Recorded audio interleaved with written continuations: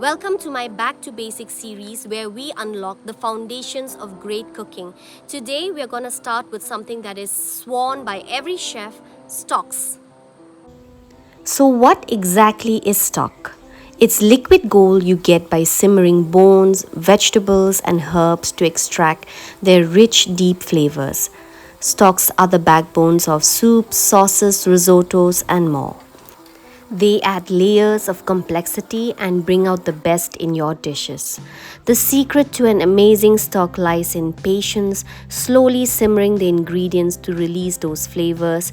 Chicken, meat, veggies, each type of stock deserves a different purpose. Meat stock, for instance, bring boldness to hearty stews, while a light vegetable stock keeps dishes delicate and fresh. Understanding stock means you're mastering the building blocks of cuisine. So let's dive in and let's make your first stock and stay tuned for more Back to Basics series from me.